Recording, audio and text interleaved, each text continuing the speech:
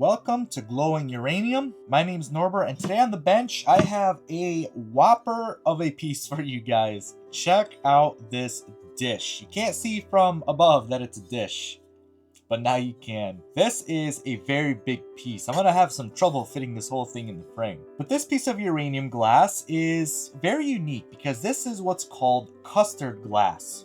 Now there are a few different types of uranium glass. Let me actually show you what all of them are really quickly. So first you have your traditional green uranium glass, which looks like this. And then you have Vaseline glass, which has more of a yellow color like this. And then completing that trifecta of uranium glass is actually custard glass, which is this right here. So this is going to have this opaque kind of a color. And this was created by a company called Fenton. Now Fenton is a glass maker that's been making glass for a long time now. They made glass before World War II and even before World War I. And then they resumed after World War II with uranium glass pieces like this. Now there was a ban on uranium glass during the World War because all the uranium was being used for the war effort, so companies couldn't produce glass like this that used uranium for a period of time during World War II. Now what companies specifically like Fenton did was they hand painted a lot of their pieces. So if you take a look at this dish right here, you can see a beautiful flower design going all the way around on this bowl. This was very common in the later days of Fenton, and what Fenton actually did with some pieces, and this was more common with bells, is they created some early on in their career, and then later on they reused those molds and then had them hand painted. So one of those tells is on the bottom here. You can see it says hand painted by Colleen Moore, maybe is the last name, and that's very typical of Fenton in their later days, is to have hand painted pieces and to specifically mark hand painted by whatever the artist was in this very specific font. That's actually very common, and a lot of Fenton pieces that you find are going to do exactly that in this exact style. So even though this one isn't specifically marked as Fenton, this is most likely one of their pieces just because the style is very similar to what their pieces are and how they decorate and sign a lot of their pieces. So for example, let me compare this to another piece I did a video on, this bell right here. This is a bell also most likely by Fenton, as you can see on the bottom here. Hand painted in pretty much exactly the same font, similar style, both custard glass, and both following the same tradition of kind of after the war, remaking some of these pieces and hand painting them. So that's a little brief history of this piece here by Fenton. Now let me actually show you a piece that's very similar to this. So here is another bowl that I picked up. It's a little bit smaller, but as you can see, very similar design with that kind of folded edge to it. This one has a very textured design, very simple. It's not really floral. It's hard to say exactly what this pattern is called. I'm sure if I looked it up, I could probably find it. But this piece does actually still have a half-ripped Fenton label, and this one is actually stamped by Fenton in the actual piece.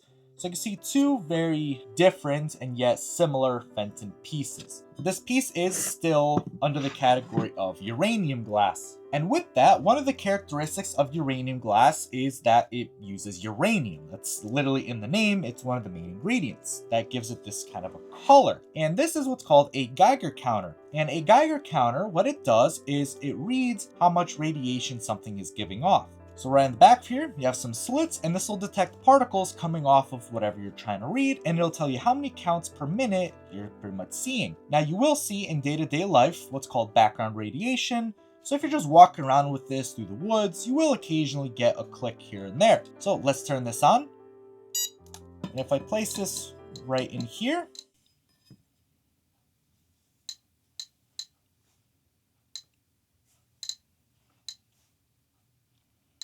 you can see it is radioactive.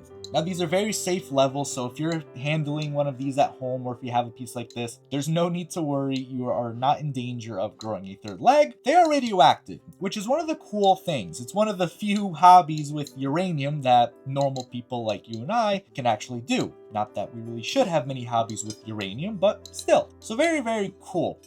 If I put it all the way inside here, you can see it's going to continue reading. And if I leave this here long enough, it should give me a nice steady reading for how radioactive it is. But I'm going to take this out for now and say it's about 60 to 70 counts per minute. So this is fairly radioactive, very consistent for this kind of a piece, but nonetheless very safe, very cool. Now, if you are looking to get into the hobby of collecting uranium glass, whether it's custard glass like this, or whether it's more traditional green pieces, a Geiger counter is a really cool tool to have. This one you can get on Amazon for about $100. This is your most basic one. There are very fancy ones, expensive ones, more sensitive ones, but this is just a great entry-level piece. Very cool tool to have if you're really trying to get into this hobby. The other tool that I really recommend, and that is pretty much a necessity with uranium glass, is a simple blacklight.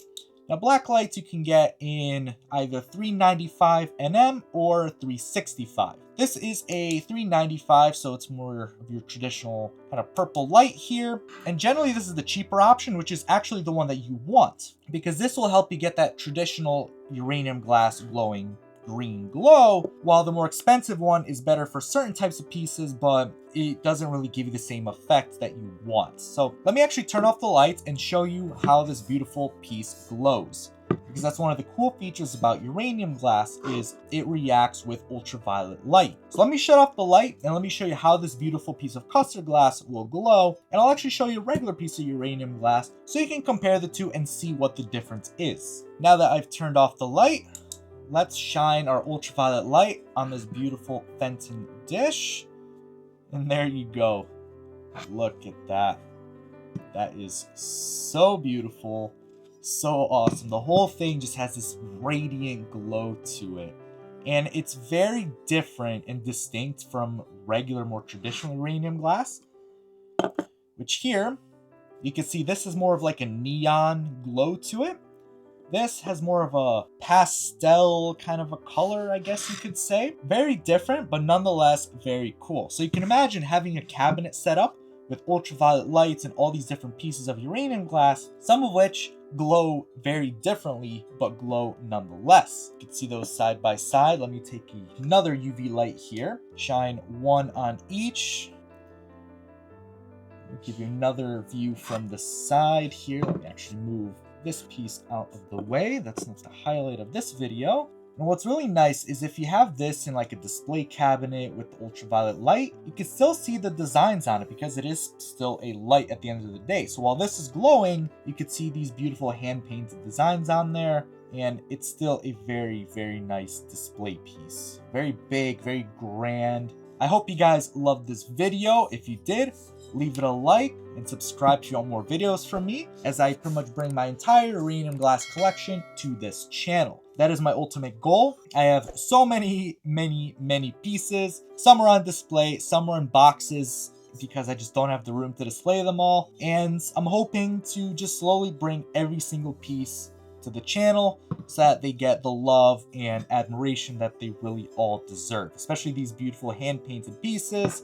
Really can't wait. I know I have a collection of Fenton plates as well, all hand-painted. Can't wait to bring those here to you guys, so subscribe for those. Now, if you like me and my commentary, but antiques like this aren't really your thing, I do also have another YouTube channel dedicated to car content, because I am a car guy. So if you're interested in cars, make sure you check out my other channel, Driveway Journey, where the idea is it's my journey and everyone else's that subscribes to me, that we're moving from our first keys to our dream driveways and our dream cars. So if that's something you're interested in, make sure you check that out. But that's going to be it for this video. So thank you guys so much for watching me. My name is Norbert.